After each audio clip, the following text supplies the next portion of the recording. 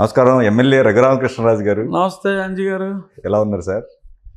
అవునా, కంగ్రాచులేషన్స్ ముందుగా. Thank you. 56,000 majority. 56777 fancy number వచ్చింది. అలా వచ్చింది. ఓకే. 56,777.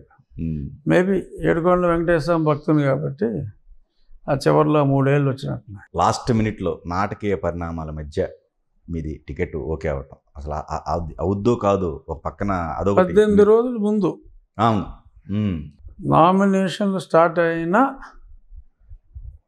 18వ తారీఖు నామినేషన్లు స్టార్ట్ అయినాయి. 18 నామినేషన్ స్టార్ట్ అయితే నాకు 20వ తారీఖు కన్ఫర్మ్ చేసి బీఫామ్ ఇవ్వడం జరిగింది. కానీ ఒకట్లేండి, నియోజకవర్గం ఉండిని ఎంచుకోవడానికి రీజనే ఉందా సార్? ఎందుకంటే అక్కడ నా ఊరది కంచుకోట టీడీపీ. ఓకే. నా గ్రామం, నా స్వగ్రామం ఉండి నియోజకవర్గంలో భాగం. ఓకే. ఐభీవరం అనేది మా సొంత ఊరు, అది ఉండి నియోజకవర్గంలో భాగం. ఓకే. గతంలో నా నర్సాపురంలో భాగం. సో నేను అక్కడే ఎంపీ చేశా. ఎంపీ అయితే నేను కడప వెళ్తానని చెప్పా. కడప వెళ్తాను, అక్కడే నేను ఎక్కుండేవాడిని. ఓకే. ఓకే. నేను Vizianagaram, Eluru, Kadapa, anywhere other than reserve నేను కంటెస్ట్ చేయలేను కాబట్టి ఆంధ్రదేశంలో ఎక్కడిచ్చినా నేను పోటీ చేసి నెగ్గగలన నమ్మకం నాకు ఉంది. People are across the state, people love me because I was the man who initiated fight against Jagan. So ఆ గుడ్ విల్ జనాల్లో ఉంది. నాయకుల్లో ఎంతవరకు ఉందో నాకు తెలియదు, కానీ జనాల్లో ఉంది. I have my own service. So కాబట్టి నేను ఎక్కడిచ్చినా వెళ్తా అన్నా. బట్ ఎమ్మెల్యే అయితే నాకు ఉండి కావాలని నేను అడగటం జరిగింది. ఎందుకంటే ఎంపీగా ఎక్కడికి వెళ్ళినా పర్వాలా, బట్ ఎమ్మెల్యేగా అనేటప్పటికీ మాకు కొంచెం ఆ నేటివిటీ అది ఉంటుంది. ఎవరైతే గెలిచిన వ్యక్తులు ఇండిపెండెంట్గా పోటీ చేసినప్పుడు ఆ ఓటు చీలుద్ది అన్న టెన్షన్ ఎప్పుడు బిల్డ్ కాలేదు సార్ మీకు? చీలింది కూడా. 13,000 వచ్చాయి. 13,200 సంథింగ్. అవును అవును. నేను 15,000 వస్తాయనుకున్నా అతనికి. ఓకే. 15,000 వస్తాయనుకున్నా, అతనికి కొంచెం నేను అనుకున్న దాని మీద కాస్త తగ్గినాయి. ఓకే. ఓకే. అది ఎక్స్పెక్టెడే. ఎందుకంటే అతను 2 సార్లు పనిచేశాడు ఎమ్మెల్యేగా. He did a good job. అందులో అతను తప్పేం చేయలే. ఎమ్మెల్యేగా బాగా పనిచేశాడు. కానీ కాబట్టి ఆ మాత్రం వచ్చాయండి వస్తుందని అనుకున్నా. బట్ ఆ తర్వాత నా మీద ఎంపీగా కంటెస్ట్ చేశాడు ఆయన. నేను అప్పుడు వైఎస్ఆర్ కాంగ్రెస్, తను ఎంపీగా నా మీద పోటీ చేయడం జరిగింది. ఆ తర్వాత మళ్ళీ ఆయన ఎమ్మెల్యే అడిగాడు. ఆయన శిష్యుడు రామరాజు ఎమ్మెల్యేగా పోటీ చేశాడు అక్కడ లాస్ట్ టైం. అంతే. అదే వాళ్ళిద్దరూ ఒక ఊరు అదే పోటీ. మీరు ఎక్స్పెక్ట్ చేశారు సార్ ఇంత విక్టరీ? అంటే అపోజిషన్ కూడా లేకుండా. నేను చాలా సార్లు చెప్పా అపోజిషన్ స్టేటస్ కూడా జగన్మోహన్ రెడ్డికి రాదు అని ఎన్నోసార్లు చెప్పా. ఓకే. చివరిలో కొన్ని సర్వేలు చూసి 150 దాకా రావచ్చు, బహుశా అపోజిషన్ స్టేటస్ వస్తుందేమో అని చివరిలో అనిపించింది. బట్ నేను ముందు నుంచి నా రచ్చబండలో ఎన్నోసార్లు ఇతనికి రాదనే నేను చెప్పాను. నేను మాట్లాడింది ఏది అంతా రికార్డెడ్. అవును. నేనేం మాట మార్చాల్సిన పని లేదు. రైట్. సుమారు 1,500 వీడియోలు ఉన్నాయి నాకు ఎగ్జాక్ట్లీ సోషల్ మీడియాలో. అవును.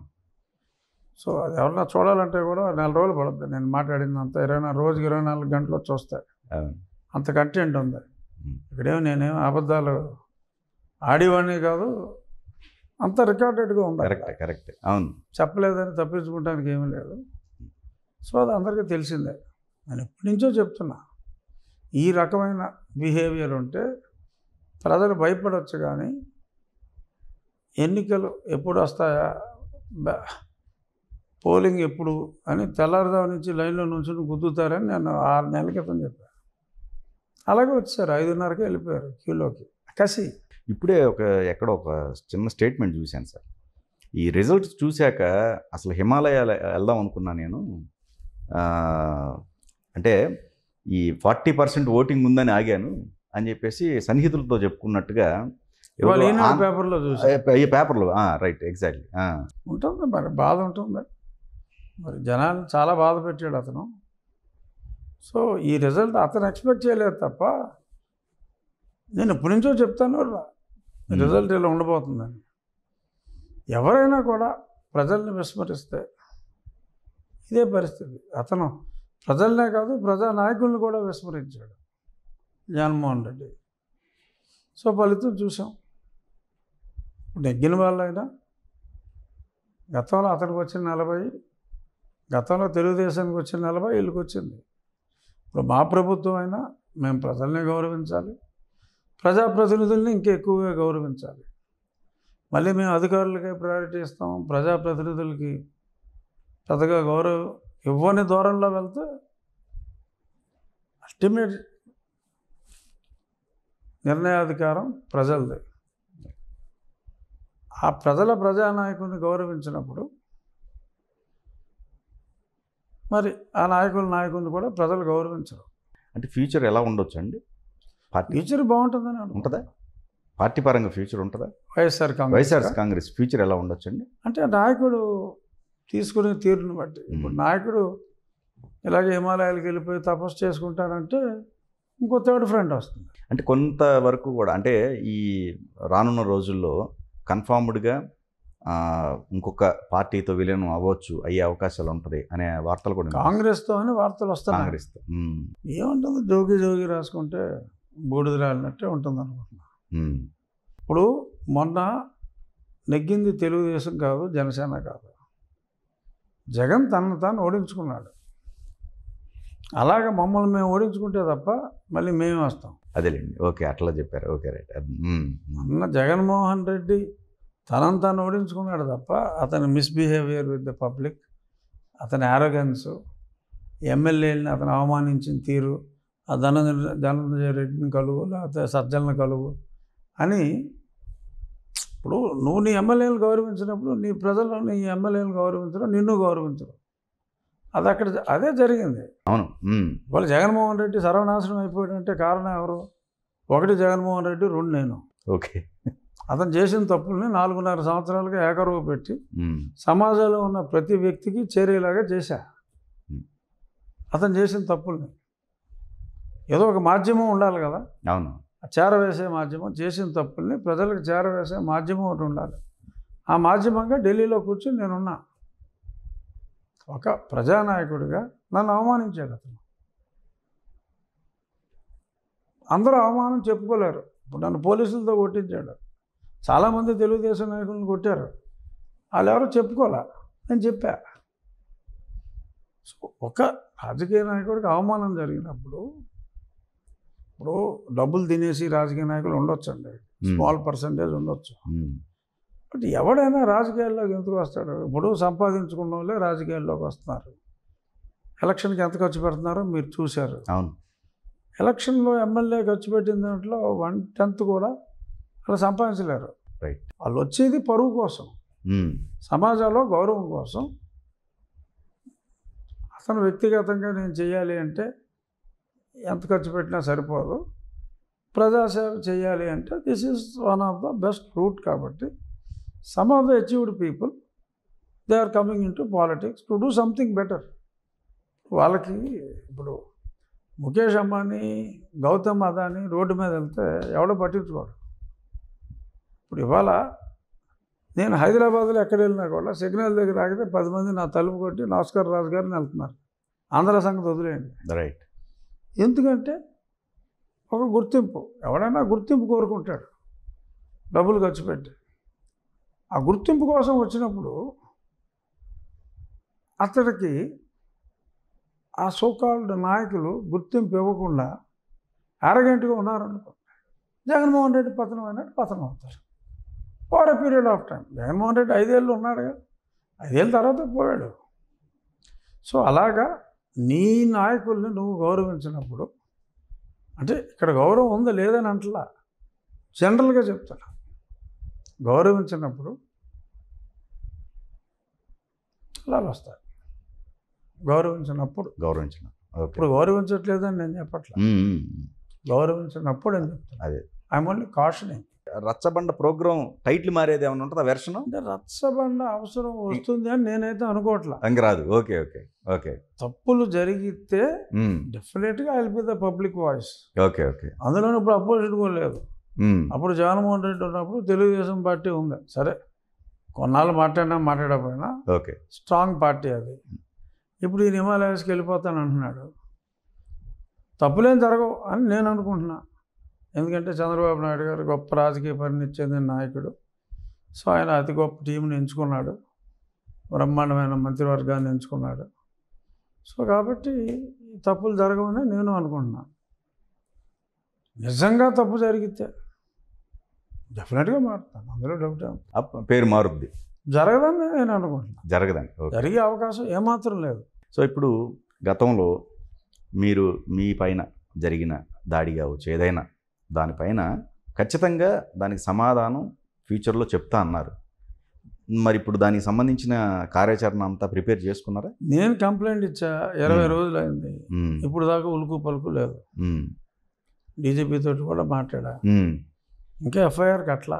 ఓకే, చూద్దాం, దేనికన్నా కొంత గడువు ఇవ్వాలి కదా. కానీ ఒకటి సార్, ఇప్పుడు ప్రీవియస్ ఇట్లానే మీలాగా ఫైట్ చేసిన వ్యక్తుల్లో కొంతమంది వ్యక్తులు ఉన్నారు ఆ పార్టీలో, టీడీపీకి సంబంధించింది. ఆ పార్టీ ఉంది, మీ పార్టీయే కదా? ఓకే, మీ పార్టీలో సో అంతకుముందు ఫైట్ చేసిన వాళ్ళు ఉన్నారు. బట్ మీరు ఆ పార్టీలో ఉంటూ కూడా అగెనిస్ట్గా ఫైట్ చేస్తూ చాలా వరకు కూడా సఫర్ అయిన వ్యక్తుల్లో ప్రధానంగా చెప్పుకోవచ్చు మీ మీ మీ విషయంలో. సో ఇప్పుడు ఏమనుకుంటున్నారంటే ఆ వ్యక్తులు ఎవరైతే అధికార పార్టీలో ఉండి సఫర్ అయింది నేను ఒక్కనే. అదే సార్, అందుకనే అవును, ఎగ్జాక్ట్లీ, నో డౌట్ ఆ విషయంలో. ఇప్పుడు వాళ్ళు ఏమంటారంటే, ఇప్పుడు కార్యకర్తలు కావచ్చు, సఫరర్స్ ఎవరైతే ఉన్నారో వాళ్ళకు ఒక కేర్ ఆఫ్ అడ్రస్ కావాలి. ఇప్పుడు వాళ్ళు రకరకాల పోస్టులు తీసుకొని రకరకాల ప్లేస్ల్లో ఉన్నారు. ఇప్పుడు మీకు వాళ్ళందరూ కూడా ఒక నాయకుడిలాగా మిమ్మల్ని చేసి, ఒక జనతా గ్యారేజ్ ఉంది చూసారా, గ్యారేజ్కి ఒక నాయకుడిలాగా మిమ్మల్ని చేసి ఒక టీంని బిల్డ్ చేసి వీటన్నిటికీ ప్రీవియస్ ఏవైతే జరిగినాయో వాటన్నిటికీ చెక్ పెట్టే విధంగా ఒక కమిటీ లాగా దానికి హెడ్ లాగా రఘురామకృష్ణరాజు గారు ఉండబోతున్నారు.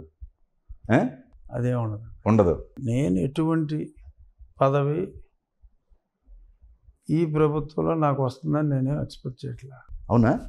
నేనేమీ ఎక్స్పెక్ట్ చేయట్లా. వచ్చేది ఉంటే క్యాబినెట్లోనే అవకాశం వచ్చి ఉండాలి, రాలేదు. బట్ అది పూర్తిగా ముఖ్యమంత్రి గారి డిస్క్రిప్షను. ఎందుకంటే ఎవరు బాగా పనిచేయగలరు అనేది ముఖ్యమంత్రి గారు ఆచితూచి సెలెక్ట్ చేసుకుంటారు. సో ఫ్రెష్గా మరి ఎమ్మెల్యేలు అయిన వాళ్ళు, ఫ్రెష్గా వైఎస్ఆర్సీపీ నుంచి వచ్చిన వాళ్ళు, వీళ్ళలో మంచి వాళ్ళందరినీ ఏరుకొని ఆయన ఒక మంత్రివర్గం ఫామ్ చేసుకున్నారు. సో మంత్రివర్గం అయిపోయిన తర్వాత ఒకవేళ ఈ టైప్ ఆఫ్ కొత్తది ఒక క్రియేషన్ నిజంగా క్రియేట్ కాబడితే దానికి నాయకత్వం వహిస్తారు మీరు? ఏమీ లేదు, దానికి మనం మాట్లాడకుండా అంతేనా? త్యాగాలు చేసిన వాళ్ళు ముఖ్యమంత్రి మైండ్లో ఏముందో నాకు తెలియదు. ఓకే, నాకు తెలుసుకునే ఇంట్రెస్ట్ కూడా లేదు. ఓకే, అనవసరం కదా. ఇప్పుడు నేనేం చేశాను అనేది రాష్ట్ర ప్రజలందరికీ తెలిసినప్పుడు ముఖ్యమంత్రి గారికి తెలియదు అని నేను అనుకోను. సో బహుశా నేను చేసిన దానికన్నా మరి కొత్తగా ఎన్నికైన వాళ్ళు, మరి కొత్తగా పార్టీలో జాయిన్, నేను కొత్తగానే చేరా, అది వేరే విషయం. But I fought against Jagan. ఈ పరిపాలన ఉండకూడదు అని నేను ఫైట్ చేశాను. తెలుగుదేశం రావాలి అని కాదు నేను ఫైట్ చేశాను, ఇటు పోవాలి అని ఫైట్ చేసే అతను. బట్ సమర్థమైన నాయకుడు చంద్రబాబు నాయుడు గారు అని కూడా నేను ప్రతిరోజు చెప్తానే ఉన్నాను. సో సమర్థమైన నాయకత్వం రావటంలో వీళ్ళు ఎక్నాలెడ్జ్ చేసినా చేయకపోయినా people have acknowledged what ever I had done. Okay. So మొన్న మీ ట్రీలోనే ఒక అతను ఇంటర్వ్యూ చూసా, నోటు వచ్చినట్టు మాట్లాడాడు ఆవిడ. నేను మాటలు చాలా జాగ్రత్తగా మాట్లాడాలి అది ఇది అని. సో అలా కొంతమంది ఊరు పేర్లోనో నోటు వచ్చినట్టు మాట్లాడతారు. నేనేం చేశాను అనేది నాకు తెలుసు, ప్రజలకు తెలుసు. బట్ ఎవరి నోటికి వచ్చింది అక్కడ మాట్లాడతాడు. నేను చెప్పింది ఏంటి, ఎవరికి ఏ పోస్ట్ ఇవ్వాలన్నా that is the description of the chief minister. సీఎంకి నచ్చిన వాళ్ళకి ఆయన ఇచ్చుకుంటాడని చెప్పా. ఆడవాడు ఉలికి పడతాడేంటి మీ ఛానల్లో? ఇప్పుడు అతన్నే కాళ్ళు చేతులు కట్టి బద్దలు తగ్గుంటే అర్థమవుతుంది పెయిన్. మీ నలిపేసుకోవడానికి కారణం నిరసన అనుకోవచ్చా? లేదు, రోజు తెలిపేసి ఇప్పుడు హైదరాబాద్ వచ్చాను కదా, ఫర్ ఏ చేంజ్ నలుపు, మళ్ళీ రేపు అక్కడికి వెళ్తా, ఎల్లుండి నుంచి అక్కడ ఉంటాం, మళ్ళీ ఇంకో 4 రోజులు, ఓకే. అప్పుడు తెలుపు. కానీ మీరు ఎక్స్పెక్ట్ చేశారండి మంత్రివర్గంలో ఖచ్చితంగా ఫస్ట్ స్టార్టింగ్లో వస్తుంది అని చెప్పేసి? మీరు నాకు డౌట్ ఉంది. డౌట్ ఉందా? డౌట్ ఉంది. నేను అందుకనే నా ఫ్యామిలీ ఎవరిని రావద్దని కూడా చెప్పాను విజయవాడ. నేనంటే ఒక ఎమ్మెల్యేకి వెళ్ళాలి కాబట్టి ఓకే సరేమో అని అనిపించిన ఎవరు అన్న అపనమ్మకమే నాకు ఎక్కువగానే ఉంది. అపనమ్మకమా నమ్మకమా? ఎవరు అన్నది నమ్మకం, అపనమ్మకం కాదు కావచ్చు. అంతే కదా. Okay okay, your right. కారణం ఏమన్నా మీరు గ్రహించారా? ఉంటుందే ఖచ్చితంగా. ఇంత చేసినప్పుడు మీరు సర్వీస్కి సంబంధించి ఖచ్చితంగా ఉంటుంది కారణం. సీనియర్ జర్నలిస్ట్గా మీకు లేదు లేదు లేదు, మీరే చెప్పాలి. మీరు చెప్పాలి, మీ నోటి ద్వారా వినాలి. ఏదో ఒక కారణం. నేను చెప్పే కారణం ఒకటే, ముఖ్యమంత్రి డిస్క్రిషను అతనికి నచ్చిన వాళ్ళని తీసుకుంటాడు. ఏ ముఖ్యమంత్రి అయినా, చంద్రబాబు నాయుడు గారి గురించి చెప్పట్లా, ఏ ముఖ్యమంత్రి అయినా రీజనల్ పార్టీస్లో, సో కాంగ్రెస్ పార్టీ అనుకోండి, కొన్ని పేర్లు పైనుంచి వస్తాయి. ఇది రీజనల్ పార్టీ కాబట్టి రీజనల్ పార్టీ లీడర్ డిస్క్రిషన్ మీద ఆధారపడి ఉంటుంది. నచ్చటం అంటే ఖచ్చితంగా మీరు నచ్చుతారు ఆ విషయంలో. నచ్చితే నాకు ఇవ్వాలిగా. అదే నచ్చటం అనే వర్డ్ వేసారు కాబట్టి చెప్తున్నా. అందుకే నేను నచ్చలేదని చెప్తున్నా. Okay okay. పోనీ ఇప్పుడు అంటే కూటమి ఒకవేళ సర్దుబాటులో చూసుకున్నట్టయితే, ఇటు జనసేనకి సంబంధించి కొన్ని సర్దుబాట్లు చేయాలి, అటు బీజేపీకి సంబంధించిన సర్దుబాట్ల వల్ల ఫస్ట్ ఫేజ్లో లేదు అనుకోవాలా? అలా చూసుకోవాలా? పోనీ చూసుకోవాలి. ఇంకో ఫేజ్ ఏముంది? ఇంకో ఫేజ్ ఏమి లేదు, వదిలేయండి.